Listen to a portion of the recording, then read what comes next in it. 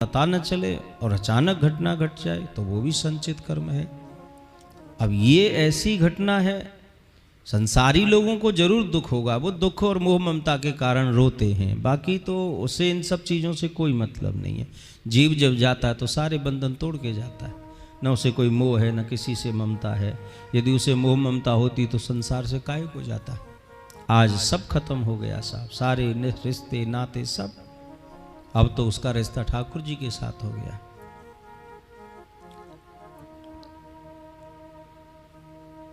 कर्म का फल हर जीव को प्राप्त होता है। शुभाशुभ कर्म जो भी हम कर रहे हैं सब भोगना पड़ता है साहब। एक नगर में कोई धर्मात्मा राजा रहते थे, बड़े निष्ठावान, भगवान के वो परम भक्त थे। पर राजा के कोई संतान नहीं थी। संतों से, ब्राह्मणों से उन्होंने पूछा, महाराज मेरे पास सब कुछ है पर कोई संतान नहीं है, क्या हमारे कोई संतान नहीं होगी? तो संत महात्माओं ने बताया कि महाराज संतान तो हो जाएगी आपके। बोले तो इसके लिए हमें क्या करना पड़ेगा? बोले आप कोई अपने यहाँ पर अपने नगर में कोई विशाल भव्य एक मंदिर बनवा दो। ऐसा नहीं कि पहले से उस नगर में मंदिर नहीं था, मंदिर था, लेकिन वो राजा के हाथों से मंदिर का निर्माण होने का ऐसा संजोग था कि यदि वो मंदिर बनवा दें तो उनके यहाँ संतान हो जाएगी। राजा ने बहुत भव्य मंदिर बनवाया, विशाल मंदिर बनवाया। उस मंदिर में एक विद्वान ब्राह्मण को सेवा में नियुक्त कर दिया। ब्राह्मण भी भगवान का परम प्रेमी सेवक, भगवान की खूब चकाचक जम के सेवा करे और राजा से कभी कोई उम्मीद न रखे। जो सेवा का शुल्क उन्हें मिले उससे अपने परिवार का पालन करता, लेकिन राजा से कभी उसने कुछ मांगा नहीं। महाराज इस व्यवहार पर राजा उस ब्राह्मण पे बड़ा प्रसन्न रहता था कि ये ब्राह्मण बड़ा त्यागी पुरुष है। मैं कभी भी जाता हूं उसके पास, ये कभी कोई इच्छा प्रकट नहीं करता, कुछ मांगता नहीं है, जो मैं देता हूं उसी में संतुष्ट रहता है। धीरे धीरे समय व्यतीत होने लगा, भगवान की सेवा बढ़ी, भगवत कृपा हुई तो उस राजा के यहां पुत्र ने जन्म ले लिया। राजकुमार धीरे धीरे बड़ा हुआ, विवाह के योग्य हो गया, विवाह हो गया। विवाह की पहली रात राजकुमार अपने कक्ष में शयन कर रहा था, लेकिन जो उसकी पत्नी है उसे नींद नहीं आई रात में। तो वो उस कक्ष में बस यूं ही इधर से उधर भ्रमण करती रही। तो उसने देखा हीरे जवाहरात से जड़ी हुई दीवार पर एक तलवार लटकी हुई है। उससे रहा नहीं गया तो उसने वो तलवार उतारी और वो म्यान में से तलवार बाहर खींच ली। बिजली की तरह चमकती हुई वो तलवार पलंग के पास खड़ी थी, तलवार देख रही थी। तलवार में जो बिजली जैसी चमक निकली तो वो एकदम उस चमक को सहन न कर पाई वो राजकुमारी, और तलवार उसके हाथ से छूट गई। तलवार छूटी तो तलवार सीधे राजकुमार के गर्दन पर गिरी, राजकुमार की गर्दन कट गई, राजकुमार मर गया। अब उसे दुख तो बहुत हुआ कि मेरे पति का अंत हो गया, वो भी मेरे हाथों से। पर मैं सबको ये घटना बताऊंगी कि इस तरीके से ये हुआ है तो मेरी बात पर कोई विश्वास नहीं करेगा। तो राजकुमारी ने यहां झूठ का सहारा लिया, रोने लगी, बड़ी जोर जोर से चिल्लाने लगी, हाय मेरे पति को किसी ने मार दिया, हाय मेरे पति को किसी ने मार दिया। महल में सब लोग जाग गए। जगे तो महाराज, अब जगने का समय भी था, सुबह होते ही उसने ये सब शोर शराबा किया था। सब लोग एकत्रित हो गए, सबने पूछा कि ये राजकुमार को किसने मारा? तो बोले वैसे तो मैं उसे नहीं जानती कौन था वो, पर जिसने भी मेरे पति को मारा है वो मंदिर की ओर भागा हुआ गया है। राजा ने सैनिकों को मंदिर की तरफ भेजा तो मंदिर में और तो कोई था नहीं, मंदिर में वो पुजारी पूजा कर रहे थे। सैनिकों ने उस पुजारी को पकड़ लिया कि तुमने राजकुमार को मार दिया।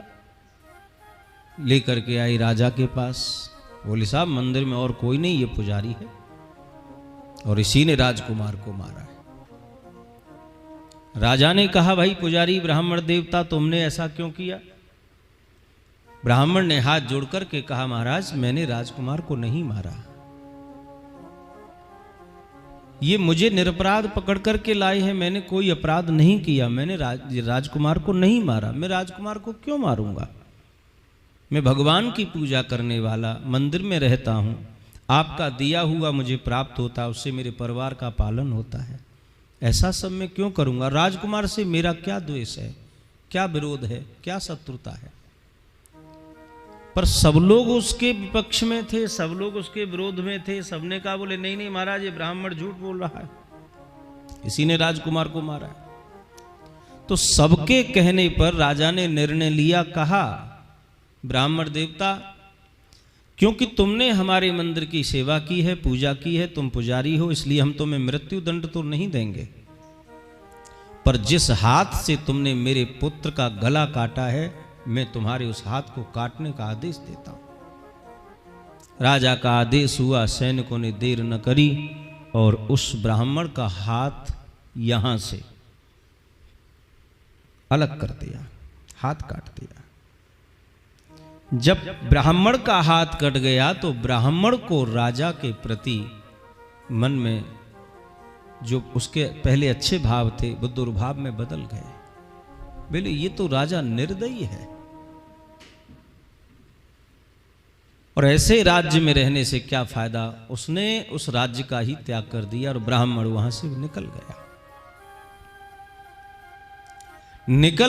पर ब्राह्मण ये समझ नहीं पाया कि राजा ने ऐसा क्यों किया, मैंने तो कोई अपराध नहीं किया फिर भी मेरा हाथ काट दिया, अब इसके बारे में मुझे कैसे पता लगे।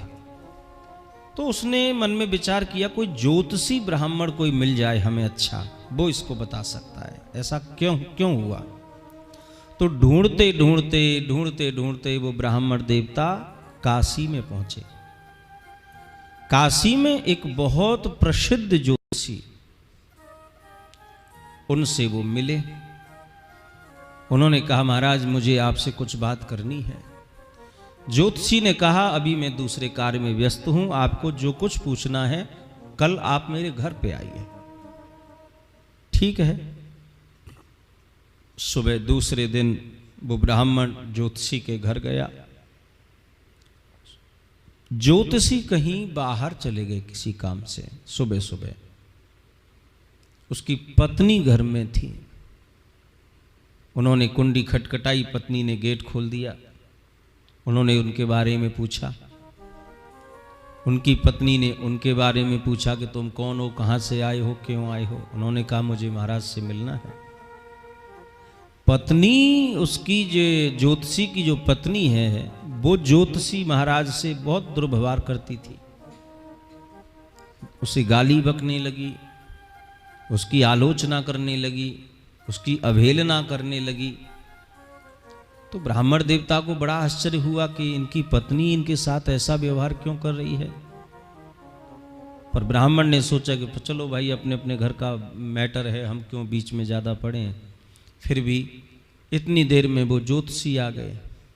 तो ज्योतिषी आ गए तो सामने उस ब्राह्मण के सामने भी उसकी पत्नी ने उनकी आलोचना की, अवहेलना की और उनकी बेइज्जती की।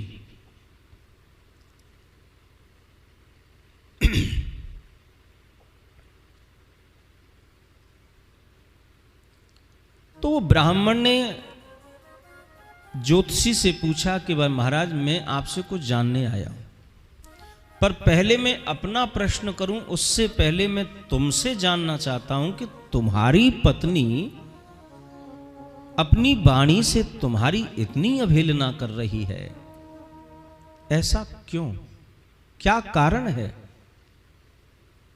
तो उसने कहा, बोले महाराज अब क्या बताएं, ये बड़ा गहरा प्रसंग है। बोले नहीं बताओ, मेरी इच्छा है कि आपकी पत्नी खुद आपका सम्मान नहीं करती। उसने कहा, ज्योतिषी ने कहा कि पंडित जी बात ऐसी है, हे ब्राह्मण देवता, मैं पूर्व जन्म में एक कौआ था और ये जो मेरी पत्नी है ये गधी थी। गधी, गधैया, ब्रज भाषा में के गधैया।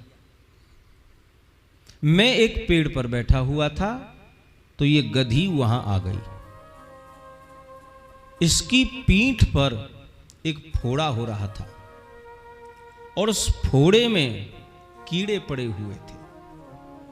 अब मैं ठहरा कौआ, पेड़ की डाली से उड़कर के इसकी पीठ पर जा बैठा और इसके जो घाव हो रहा था, जो फोड़ा था, मैं उसमें चोंच मारने लगा। उसमें कीड़े थे, उनको बीन बीन के मैं खाने लग गया। इसको बहुत वेदना हुई। भाई घाव में यदि कोई ऐसा करेगा तो उसे तो कष्ट होगा। ये चिल्लाने लगी, रोने लगी, पर मैं न माना, ठहरा में कौआ। अब लास्ट में जैसे ही मैंने इसके चोंच मारी तो मेरी चोंच इसकी कमर की जो रीढ़ की हड्डी होती है उसमें फंस गई। अब मैंने बहुत प्रयास किया कि मैं चोंच बाहर निकालूं, पर वो चोंच बाहर न निकले। गधी को बहुत दुख है, बहुत वेदना है, रो रही है, चिल्ला रही है। मैं भी परेशान हो गया कि मेरी चोंच नहीं निकल रही, मैं खुद परेशान। अब इसने वहां से दौड़ लगाई। अब इसने सोचा कि क्या करूं, तो सामने गंगा नदी बह रही थी तो ये उस गंगा नदी में कूद गई। मैंने सोचा कि चलो ये बढ़िया रहा कि पानी के जल के वेग से शायद मेरी चोंच निकल जाए, पर महाराज उसका प्रवाह इतना तेज था कि हम दोनों उस गंगा में बह करके और मर गए। मर गए।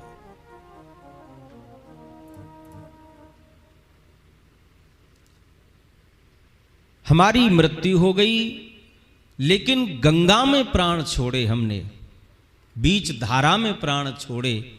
गंगा जी का महत्व और उनकी महिमा, उस प्रभाव से मैं ज्योतिषी बना और ये मेरी पत्नी बनी। साथ में संजोग बन गया, इसी के साथ मेरा विवाह हुआ। अब ये उस पुराने कष्ट को जो मैंने इसे दिया था, अब ये वही कष्ट मुझे अपनी वाणी से दे रही है।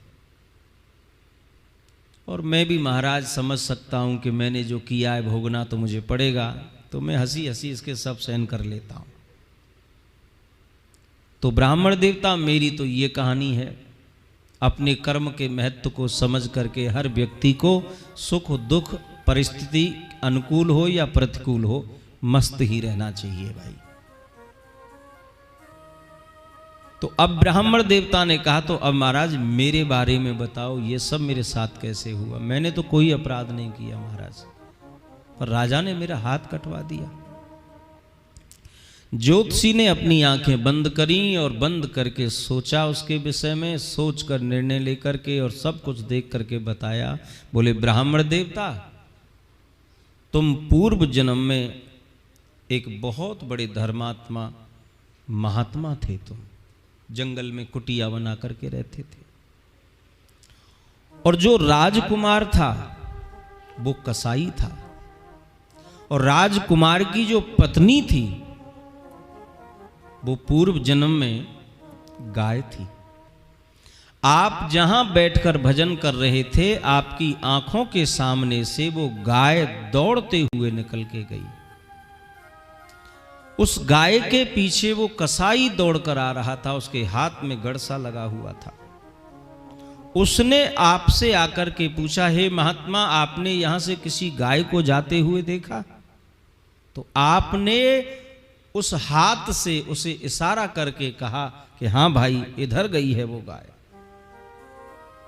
कसाई आगे गया, उसने गाय को पकड़ा और उसने उस गड़सा से गाय को काट दिया, मार दिया। उसी जगह एक सिंह आया।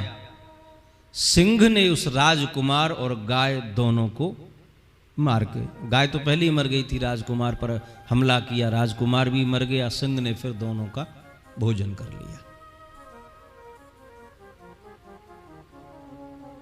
फिर तुमने भी देह का त्याग किया। कर्म तो तुम्हारे अच्छे थे ही, तुम साधु थे, भजन करते थे, तो तुम्हें ब्राह्मण कुल में जन्म मिल गया। कसाई राजकुमार बना और वो गैया गाय राजकुमारी बनी। उन दोनों का विवाह हुआ। उस राजकुमारी के हाथ से तलवार छूटी, उसका गला कटा। लेकिन तुमने जिस हाथ का इशारा करके कसाई को गाय का पता ठिकाना बताया, इसलिए तुम्हारा हाथ काट दिया गया। ये सब कर्म का भोग है ब्राह्मण देवता, ये सब कर्म का भोग है। हम ये जरूर कहते हैं कि इस जन्म में साहब हमने कुछ किया नहीं, ठाकुर जी ने हमें क्यों दुख दे दिया, हमारे साथ ऐसा क्यों हो गया, हमने तो ऐसा कुछ नहीं किया, हमारा कोई बात नहीं है, नहीं किया इस जन्म में, अच्छी बात है, करना भी मत।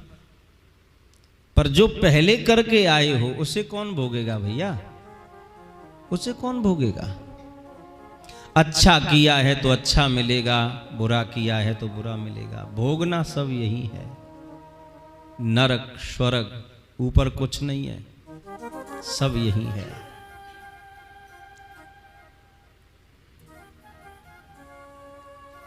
जीवन सहज व्यतीत हो जाए और चलते हाथ पैर ठाकुर जी अपने धाम बुला ले, यही जीव को स्वर्ग है।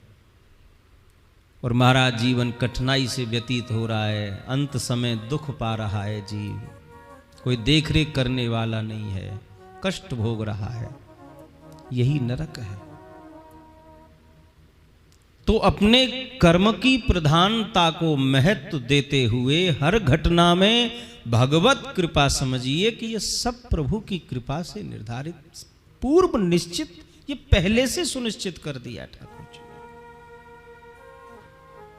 आपके साथ कब कहां कैसे क्या घटना घटेगी, ये ठाकुर जी ने पहले निश्चित कर रखा है। उसे आप स्वीकार करो, बस आपका काम इतना है, उसमें आप अपनी बुद्धि लगा करके दुखी मत हो। सब प्रभु की कृपा है, सब प्रभु की कृपा। अच्छा हो तो प्रभु कृपा, बुरा हो तो प्रभु कृपा। तेरे कांटों से भी प्यार, तेरे फूलों से भी प्यार, सब उसी से।